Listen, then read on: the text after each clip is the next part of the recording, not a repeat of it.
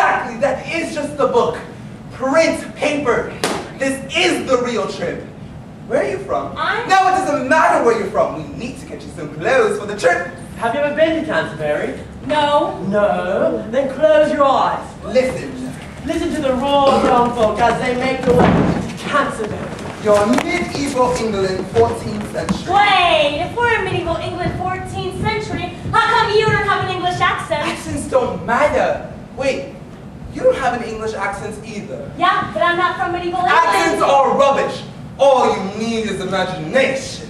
You see, accents don't matter as long as you get the essence of the story. And then the accents, they'll follow eventually. You know, I like your accent. Spoken like a true blue English boy. It doesn't matter about the accent, just get the story. But you don't understand, I need the accent. You're in medieval England, 14th century. You can hear the group of young actors as they make their way to Canterbury to visit the shrine of Sir Thomas Becket. Do you hear them? I hear them. Look, here they come!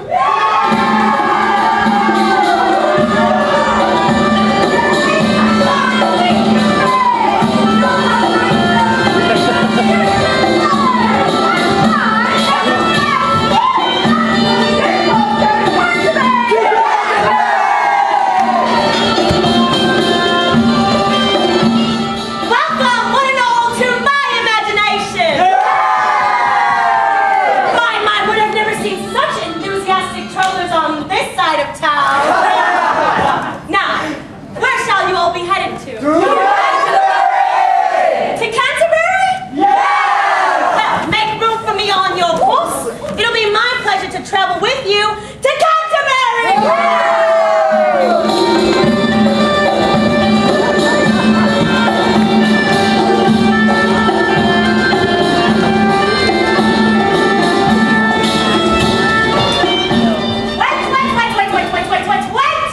I have a proposal. What proposal? I say we all tell stories and play the actors in them. What kind of stories? Stories of adventure. Anything that's happened to you or someone you know. I have a tale to tell. Then tell us.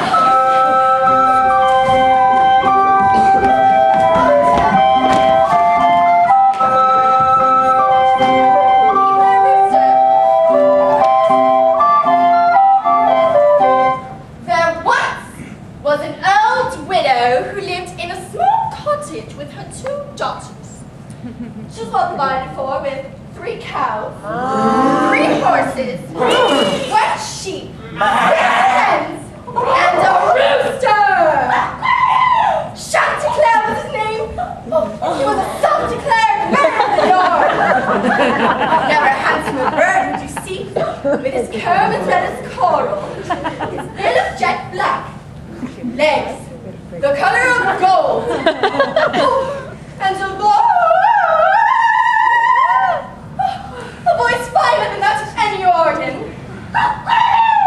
More often than not, Chanticleer can be found strutting about the yard with his wings open wide, standing on the tips of his toes, stretching his neck out, closing his eyes, and making beautiful music. My sweetheart, that was ever so beautiful. It's all for you, my love. One morning, as the 2 sat breezily on their favorite perch, a groan from the depths of despair flung itself from Chanticleer's throat.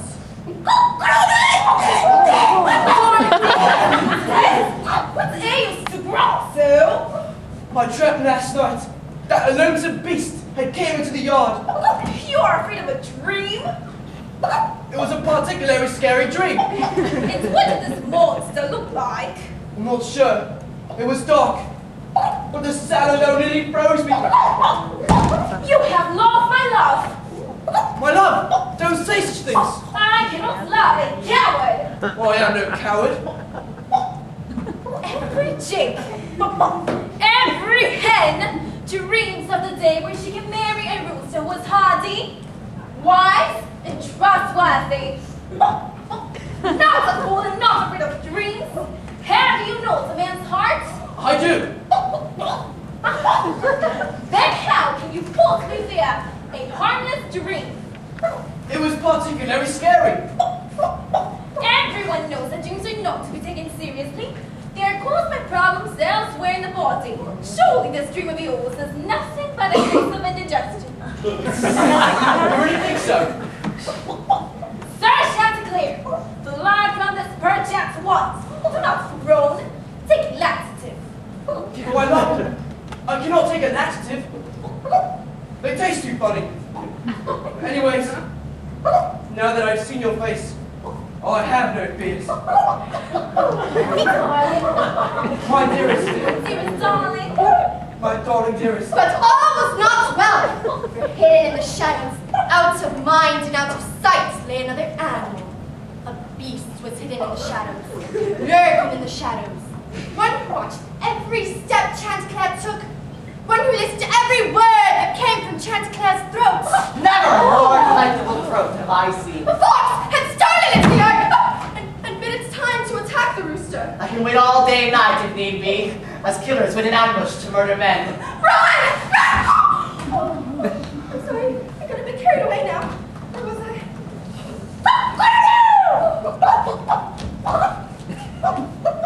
And I can sing all day and night for you, my love. But all of a sudden, Chanticleer caught something moving out of the corner of his eye.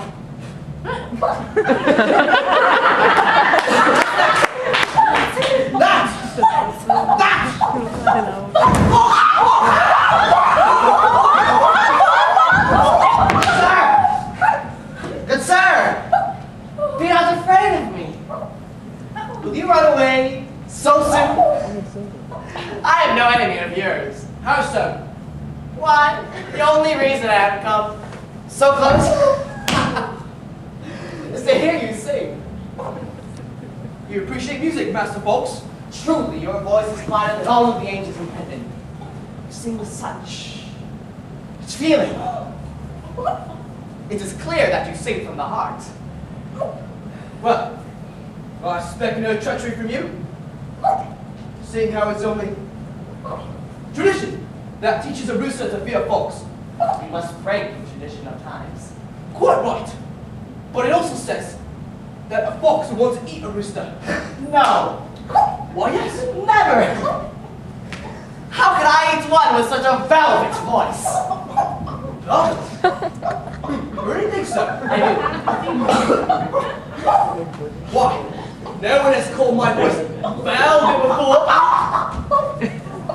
Would you perform the greatest honor and sing for me? Why not? And when you sing that note, that beautiful note where you stretch your wings out wide, you step onto your toes, you close your eyes and stretch out your luscious long neck. With honor.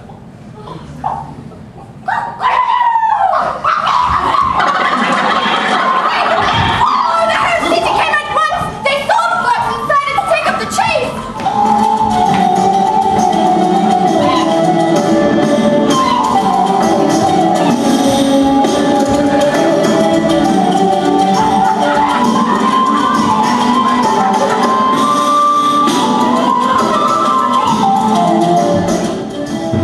Fools! They will never catch me. Sir Fox, may I be permitted to say something? Of course, Chanticleer. We're all gentlemen here. Well, if I were you, I would taunt them. Talk to them. Yes, like, get back, you peasant! Get back! Bravo! That was good. The fox whirled around to face his chaser. And as soon as he let Chanticleer go, the rooster flung himself to the highest tree. Dear Chanticleer, I'm afraid we have had a misunderstanding. I wasn't going to eat you. Really? No, just come down here and I'll explain the whole thing. No! Never again will you get me to close my eyes. For those who close their eyes shall never prosper. And those who talk too much learn to hold their tongues, for it is reckless of trust and flattery. Oh, yeah? Yeah. Get it!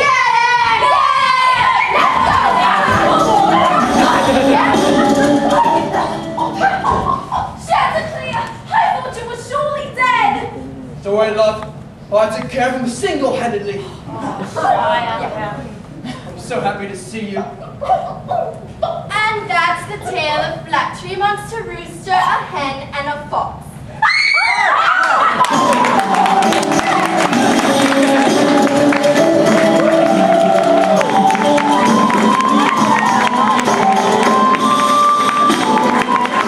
Excuse me, I need order in this town.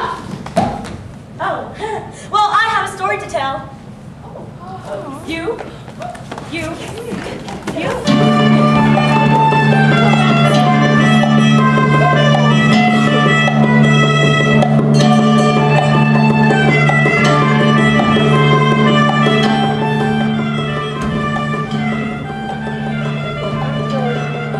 So I'm gonna use your accent now. No, don't use my accent. It doesn't matter. I'm gonna do it anyway. Once upon a time in Flanders, there was a company of young folks. All three to be exact. They seemed to be the best of friends. Three rabble-rousers practicing on all the foolery, dancing and drinking day and night.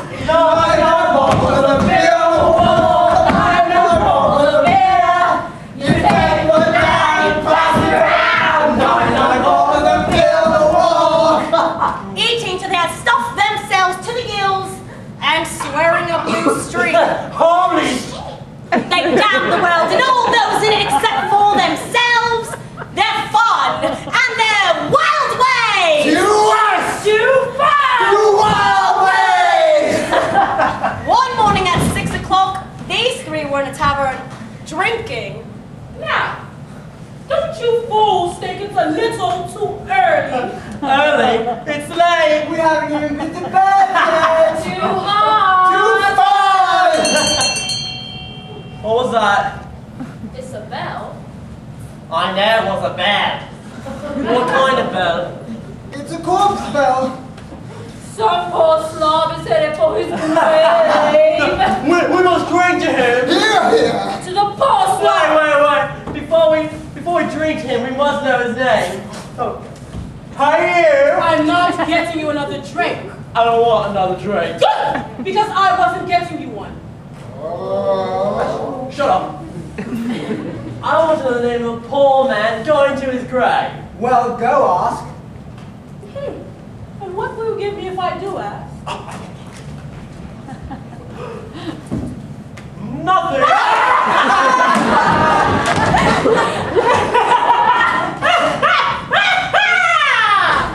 Then go ask yourself! You go. Not me. I'm very comfortable in my seat. Don't look at me. And don't be gone before you fools can do anything. I'll give you a kiss on the cheek. And I will give you a boot on the earth. I'll give you a piece of gold. You don't have a piece of gold. I'll give you an IOU for a piece of gold. It's too late. The procession is gone. And I will never know the name of the poor slob. It's all your fault. No fear. You see, I know who the dead man was.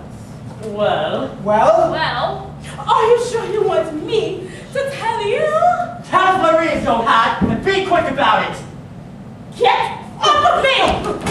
Now, and your voice on your own head. I am not, and I repeat, not saying a word. Now you've done it, Jacob. Get off me. I'm sorry. You poor, beautiful creature.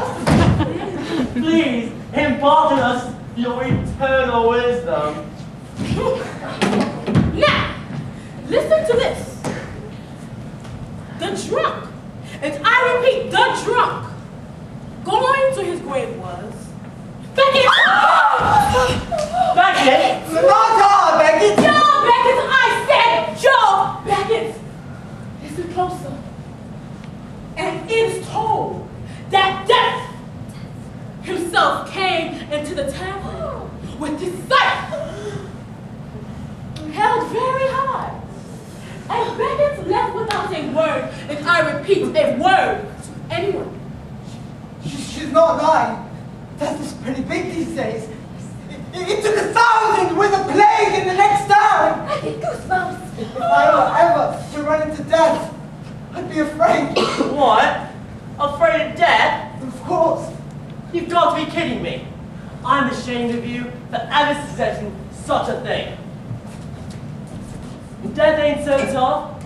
He smites poor, defenseless drunkards. I bet he once sent a chance against a man prepared to fight. I mean, are we not brothers?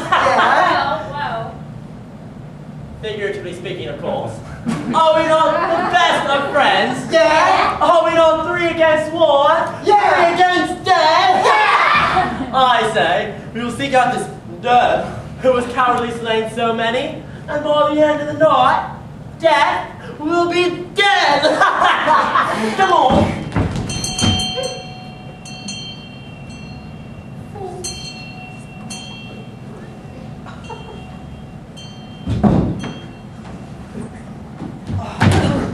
How much further do we have to go? We've gone so far already. I'm hungry. Well, I'm thirsty. How much further do we really have to go? Well, we've only gone half a mile. So far. Daddy, far! Oh, woman! How dare you scare us like that? Oh, I'm so sorry. I didn't mean to frighten you. I'm not frightened. Neither am I. I'm not either. Oh, woman! How dare you talk to folk as young as us when you look... You look like a shriveled up old prune! You look like a shriveled up old prune that's been sitting in the rain. Correct, go. You're like a shriveled up old prune that's been sitting in the rain and sitting in the sun and back in the rain and back in the sun and then back in the rain. Old woman, how is it you dare live so long? I have lived for so long because I cannot find one person who would change their youth for my age. No kidding. So yeah, getting older and older. Not even death could take my life. Death? You spoken to Death? Where is he? Have you seen him? Tell us where he is, or you'll suffer the consequences. Which eye? I don't know, but when I think of them, you'll be sorry. Don't be sorry. Really, really, really sorry. Peace, young folk, peace. If you surely desire death, you'll need to look no further. Up the cooking path was where I met him. If you hurry, we shall catch him there. And without even so much of a thank you, these 3 ran in their haste to go meet up with Death. But when they got there, Death was nowhere to be seen. But there was indeed a big pile of gold. Where is?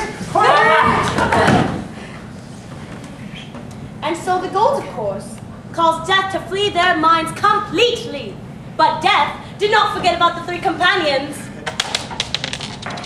3 against death. 3 against death. We shall see, we shall see.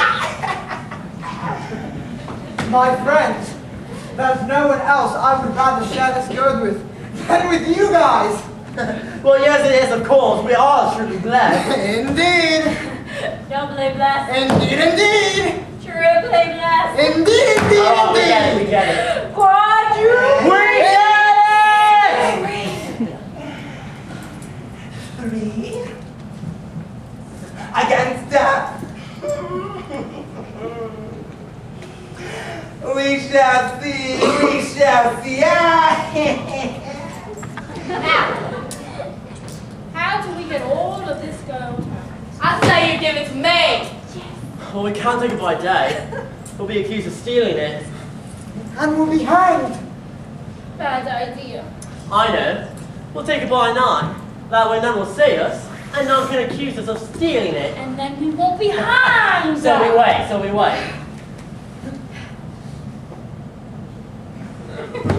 I'm hungry. I know. We'll draw straws. Whoever draws the shortest straw will go back to town for food and drink, while the other two wait here and grab the gold, watch the gold. And so the three drew straws, and the youngest pulled the shortest and was sent to town to go get food and drink. And the other two stayed and talked. Harold, you know you're my brother. There's none closer than us. Oh, no, my sworn brother. Yes. So you can't help but profit from what I'm thinking here. And what is that, dear brother? Well, think about this. Certainly, there is gold enough here for three, that's true. Very true. But just think about the possibilities of it only being divided among two. Now that's my idea to consider. You see, the thought just struck me now. But what about Agnes? Oh, I don't think I can. Never mind. Of course, there is enough golds for three. But think about how much happier I would be if I had all the gold to myself. Then I could really have some fun. But I've never slain anyone before. I wonder if there's a cause. Perhaps a little poison in the bottle will do these two men. I know. A little poison in the bottle will do these two quicker than a wink. All right, Harold, so you stab her. I got it. Agnes! Come here. Hey, No, over here.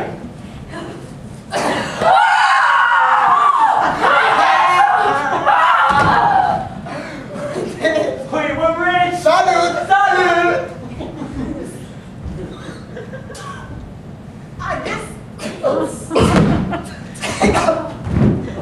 And so the story ends, as you can see, that it was these three, and not dead, that were dead. 3 against death. Na. 3 against death.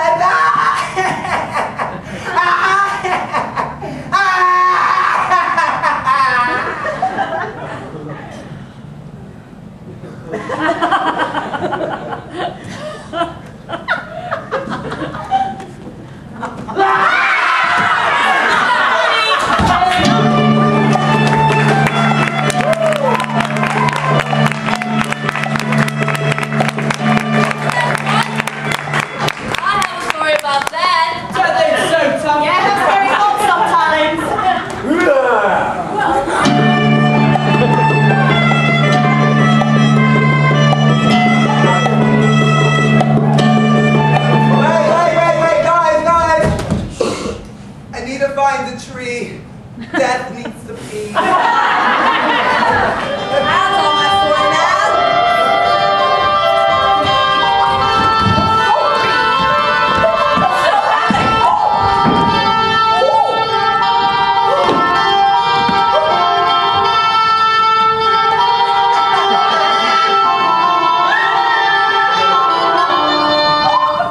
As all good tales should, this story begins with a paragon and virtue. Here stands a knight, a man of the highest caliber, goodliness and word, thought, and deed. Almost, you see, this young knight thought so highly of himself, he did not have virtue on his very mind. He thought so highly, he took advantage of a young maid. I'm not sure what to be in this story. Found out, condemned to die, rightfully so. But his pitiful, worm-like life was saved by a last-minute plea from the queen. Let me decide his fate, my people. This man believes himself above all men to take advantage of a lady. So, let a lady decide his future and his path and mine. You will abide by her rule, Sir Knight. Is that clear? Do you realize the seriousness of what you have done? I do, my lady, I do. Your life is not yet guaranteed, Sir Knight. I hold it in my hands like so. All it takes is for my fingers to pull apart a hair's breadth, and your life is gone. Slip through the cracks. No, please, spare me your pity, Majesty, please.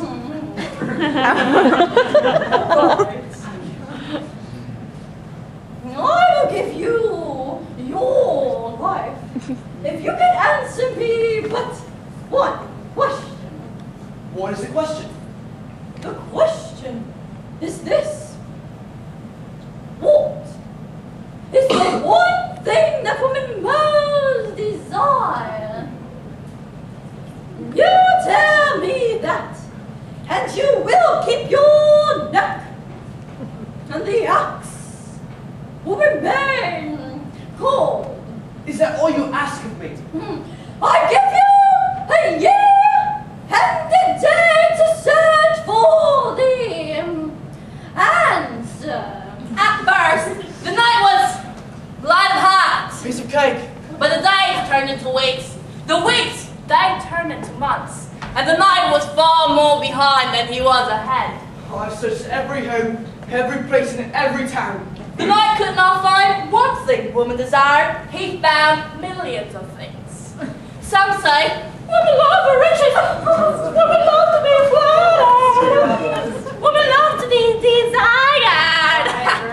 Well, I believe a woman desires to be free. That's not true. Yes, it is. Finally, a year had passed, and it was time for the knight to return to the castle. He could hear the whetstone sharpening the axe as he moved. He believed he did not have an answer, and that his neck would not be long with his head. On his way, he met an old woman. And this is my favorite part. Allow me to get into the act.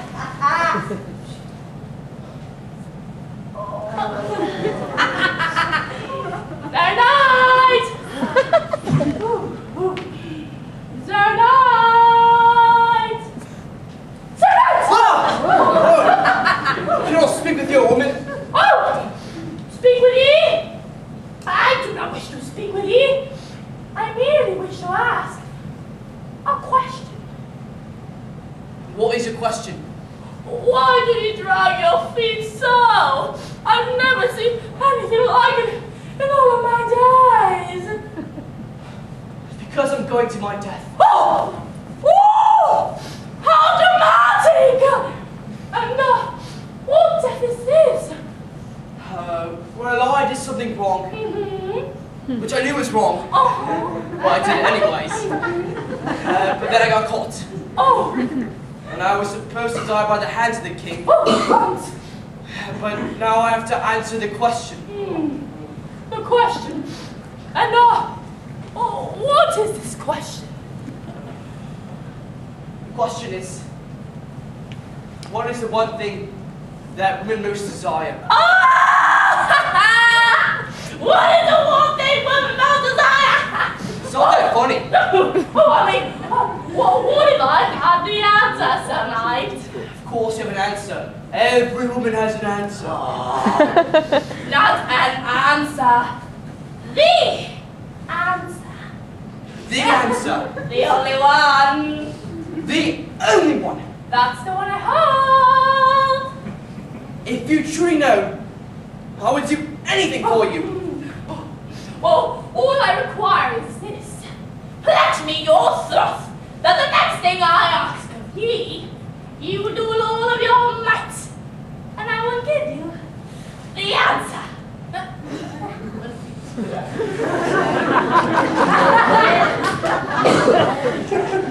All right, I'll do it. I'll give you the answer. I'll give you anything you want. My life, my money, but quick. All right, come close, because I do not wish the whole world to hear. What?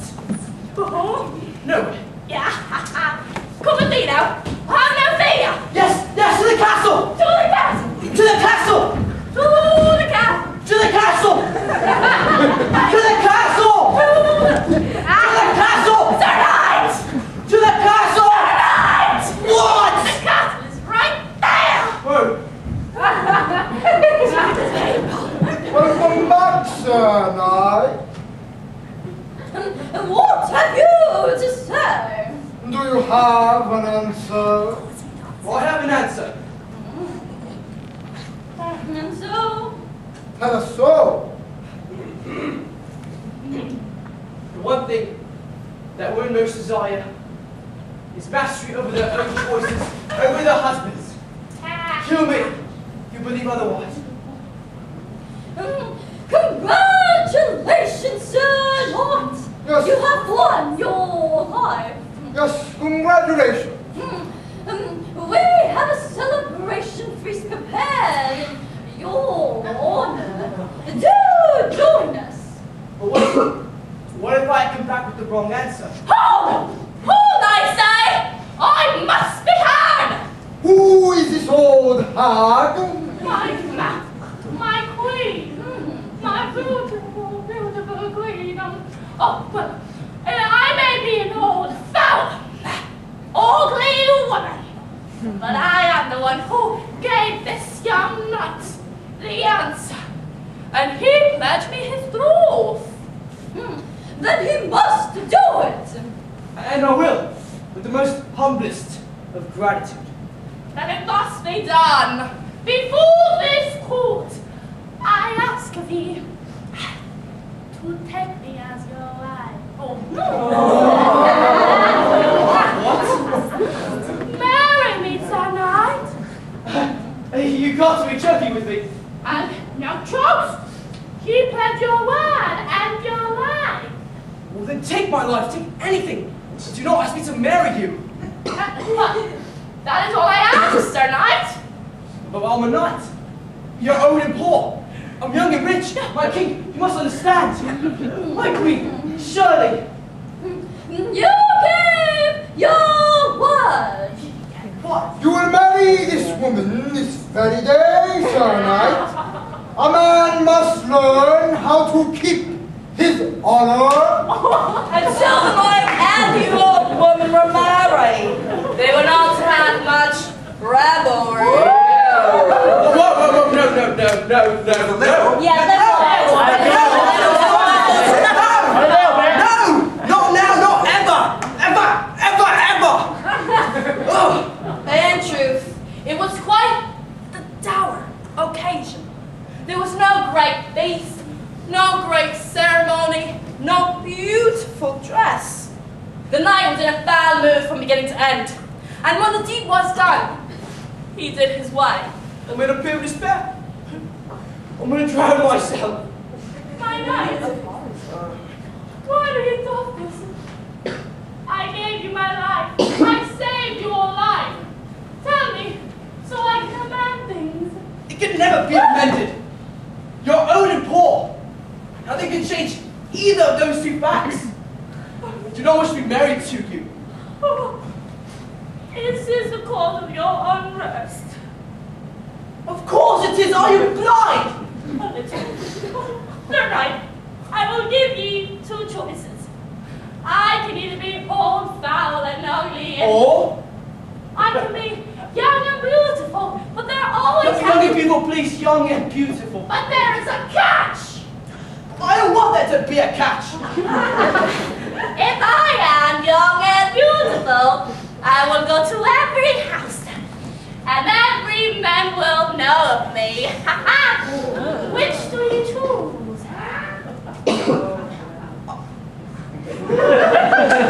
I cannot choose. I place the choice in your hands. So, you will do as I say. Yes, it is in your hands. And you will abide by my choice. Yes. Fine. Kiss me. Don't do it. Kiss me, Sir Knight. Do I have to? Don't do it. Kiss me. I'll be young and beautiful and all that you wish. Come on. Pucker up, sucker.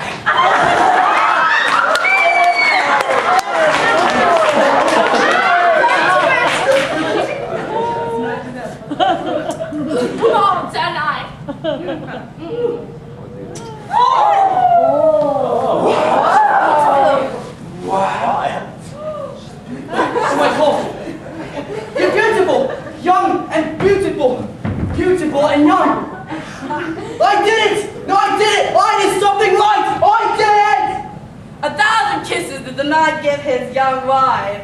And so, I say to you, the life belongs for the man who lords over his wife.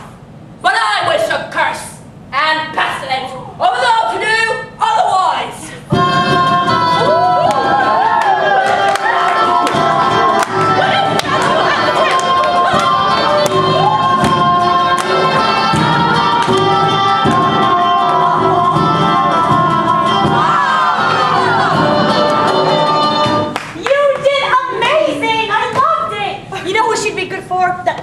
Molly? Molly! Yes, does anyone know the story? I do. Great! Can I be husband?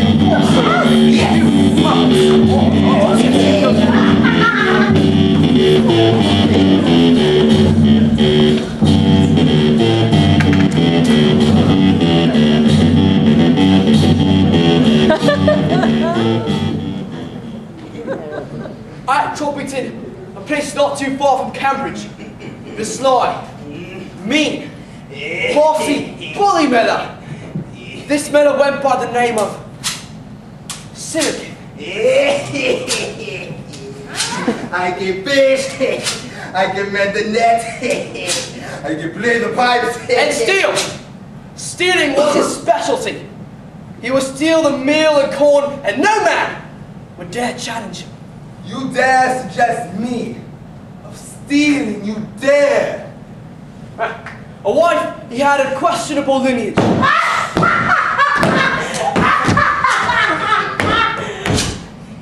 A daughter they had of questionable looks.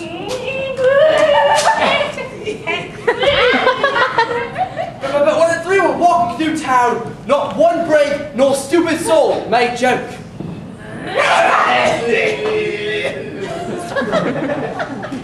One of the customers of the miller was a college in Cambridge known as Solihull. The miller would ground all the corn for the college. I am merely a poor miller trying to make ends meet.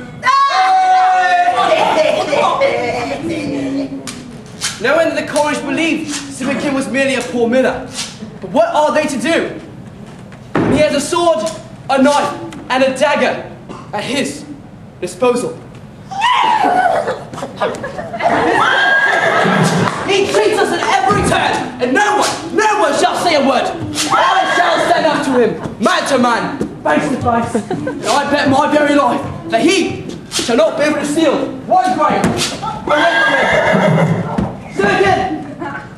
Simkin! Elaine? Oh, Elaine! Oh, Elaine! Do my eyes see me, Elaine? How are you, my good friend? Good, and you? Excellent And well. your wife and daughter? Excellent well, excellent well. What brings you? Such a poor, simple clerk like yourself so far away from the college, eh? Well, our warden who is near death has asked me to have some of our corn ground and brought back again. Oh, it will be Yes, done, good it will be fellow. done, yes. It will be done. Pray, what shall you do in the meanwhile? Oh, Elaine, what shall you do, yes? I plan to stand right beside the hopper the entire time. You do? Yes, I plan to watch every single solitary step. I see. Money, Huh? Yes, Papa?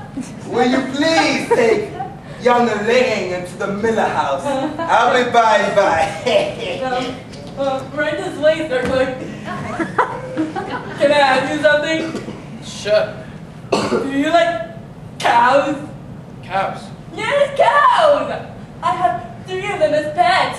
I love their big eyes and their soft skin and the way they go moo, moo. How fascinating. You really think so, Sir Clerk? No one's ever shared my love for cows before. Maybe we were meant for each other.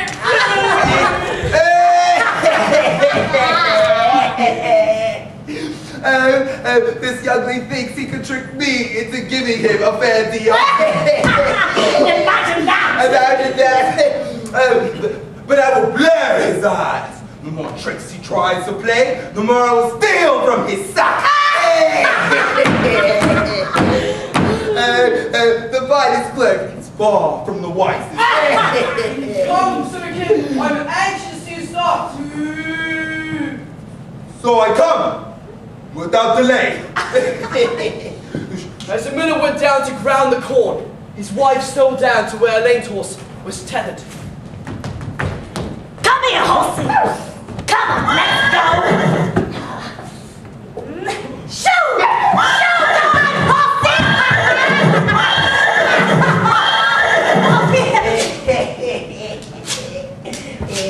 Fair and square. Fair and square. Fair and square.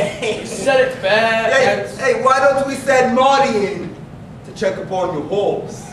sure. Marty, will you please check upon Elaine's horse? No, big. I can't let him move. No, Orky. God. My horse is gone. Yeah, No, Horsey! Horsey! Horsey, come back!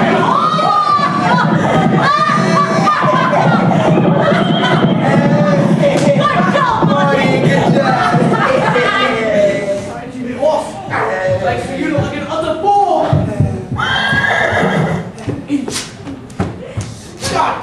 Elaine, why don't you join us by the fire?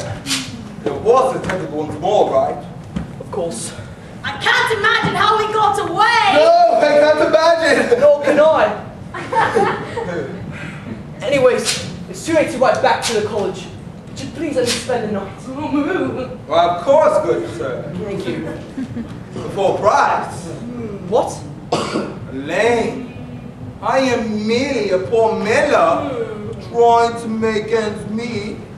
Hey! Hey! Alright, I had the coin. What do you get me that? But be a good host and fetch me food and drink.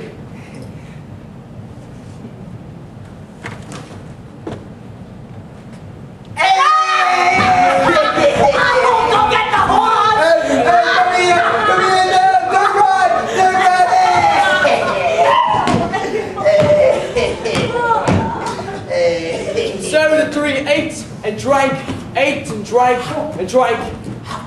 until it was well after midnight, and the three fell fast asleep.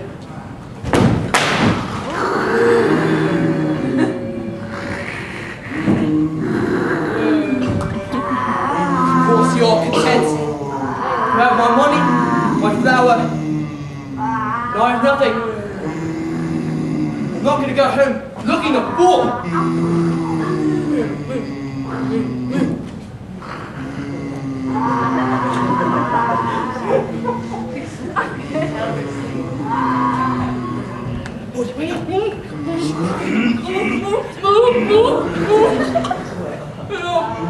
My father, he's a very dangerous man. I'm not afraid of him. Well, you should be. He has a hose and dagger and a... Just show me your cows. Do you really want to see that? Come with me. I really do.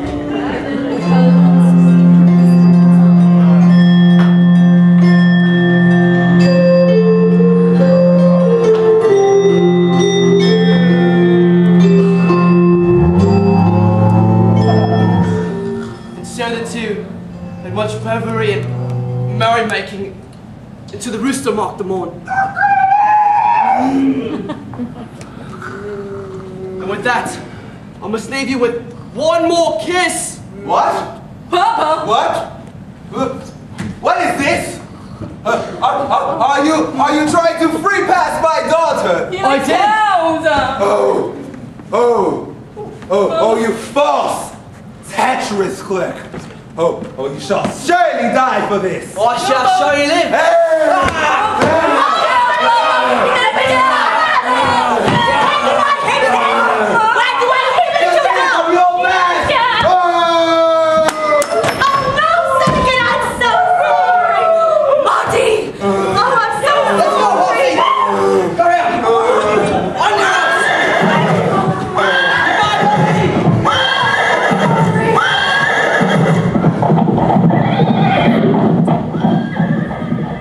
There once was an old proverb that says, those who do not do good cannot expect good things to come their way.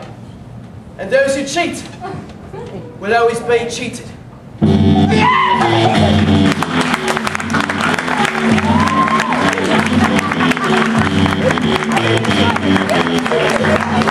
All right, that was a great story. But now it's time for a real adventure.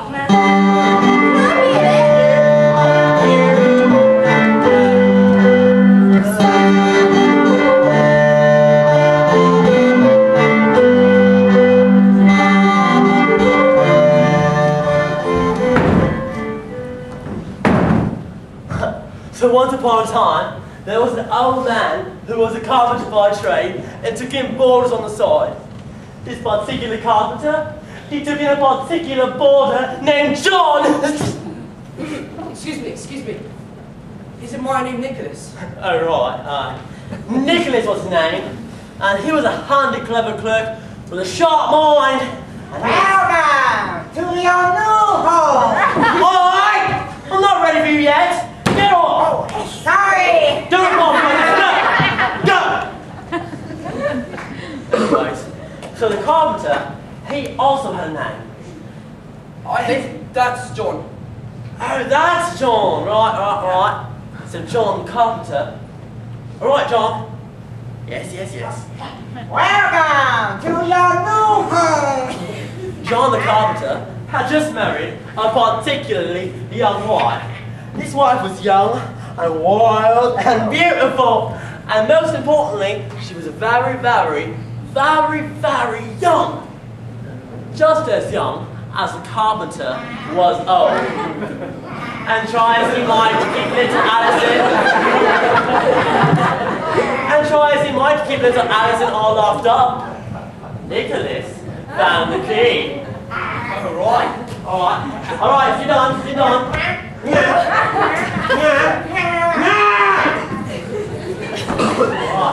So one day, while the carpenter was away, Nicholas snuck in.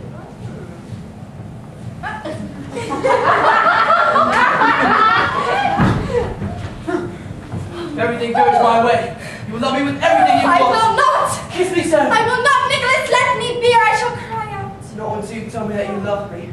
My husband is a very jealous man. I know well enough we'll be dead if we get caught. Sir, let's not get caught! Wait. Well, Nicholas and Alison agreed they'd wait until the time was right to carry out their plan before the carpenter. I'm St. Thomas, Nicholas. Where have you been all day? What is wrong with you?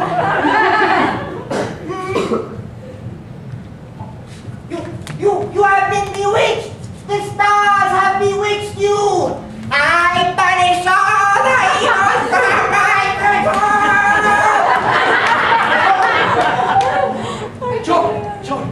John, I will speak with you in private.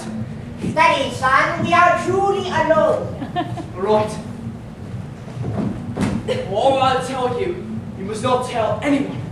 Do you understand? I understand. Do you swear? On my life. All right. Last night, upon my stars, in my astrology they spoke to me. And what did they say? They told me, by Monday next, at 9 o'clock, a rain shall fall down upon us, so heavy and wild, it will rival the rains that fell upon Noah. Now! Yes, John, yes! And in 1 hour, the whole world shall be covered by water. Merciful heaven, And we will no! drown. But my poor Alison, where should we be drawn to? Is she part of all mankind? I'm afraid she is. Oh, the no, Jordan, yes! Nicholas, there must be something we can do, please. There is, John, there is! Ah, thank you, good boy, thank you. What must we do? Well, first let go of me. Oh, sorry. And next, you must go to your home and fetch 3 tubs. 3. 1 for you, 1 for me, 1 for Alison. We shall put the tubs upon the roof. And when the rain does come and fall upon us, we will cut the ropes and float away to safety. And we'll be saved, we'll be saved. Yes, we'll be saved, saved! But wait, What? boat. Alison and I will be on the same one. No, John. Why not? Because the stars, John, the stars. They told me this plan. And you know very well the power of the stars, and we cannot defy them. You cannot defy the power, okay. Yes, indeed, John, indeed. Go! Go! But one more thing. What? One more thing. We go into the tubs at night. You must not speak a word. A single word, John. Silence is virtue in this fight. Now go, What's the And so John, he went straight away to tell his wife the story from beginning to end. Alas, go forth your way, and we shall all be lost. And so finally, it came to be Monday, and the hour drew close nigh. Into the separate tubs they went. Now you can't see the tubs, but there's one right about here. One right about there. One here. Now, John, he sat in silence waiting for the rain. My feet! Oh, that's not silence. Are you trying to make me look bad? That's better. So John, he was so taken aback with grief that he instantly fell asleep.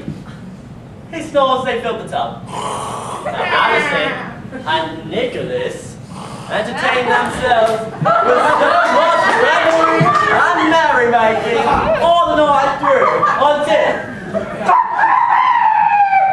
morning came. Now, while these two were committing their debauchery, there was another prowling around the courtyard. Yes, another character. Now, you didn't think I was going to add one, did you? That's right, I fooled you. Alright. Now, this other character, he was also in love with Alison. He thought, well, the old Carter was asleep. He might steal a kiss. I shall play this Absalom character. I'm speaking through a window. Oh, Alison! Come here, my love.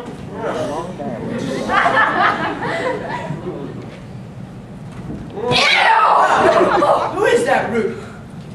Alison, I love you like I love a turtle. I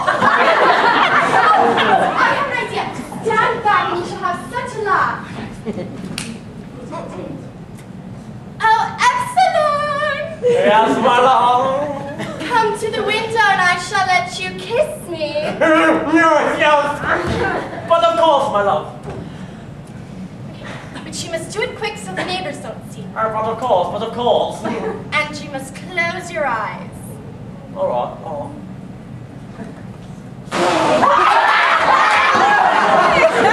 What is this? What is this? A trick! Now get away from the window, you jackfool! How dare they do this to me? This is my story. But I will have my revenge. Oh? What's this? A very nice, conveniently placed hot fire poker smoldering in the coals. This will do quite nicely. All right. Move out of the way, Hey, Alison! Once again. Just don't give up. Come here, my love. I'll take care of this. Alison, where are you? What's taking so long? Oh, Absalom! Is that you? But of course, who else? Oh, you're so funny. Oh, bet you kiss me. That is what I want, that is my plan. But you must close your eyes. But of course, my love. Okay, here we go. Alright. Ready? Yes.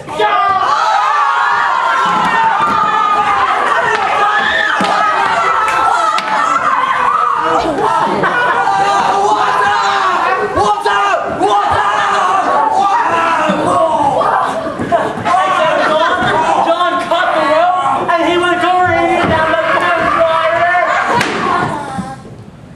He's dead! He died! I don't care! Give me water! We'll go inside and get it. John! And so Alison escaped the cave to the old man's making. Hey!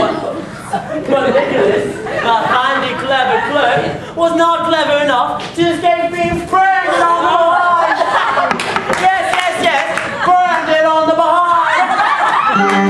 And so that's my story. How about a drink?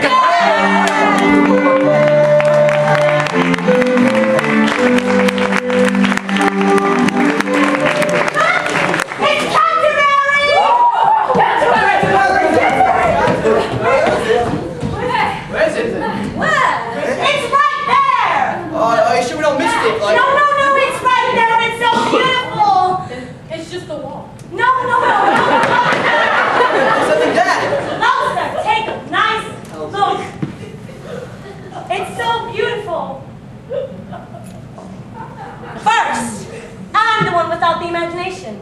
Now my own thoughts don't have an imagination. By my word, this is a crazy world. Now, if you look to your right, you will see Canterbury, and to your left, the great pyramids of Egypt. I can feel it. I have a new thought sprouting in my head from the cerebellum, 19th century top hats, helicopter. I feel it. I propose a new destination. To where? How about India?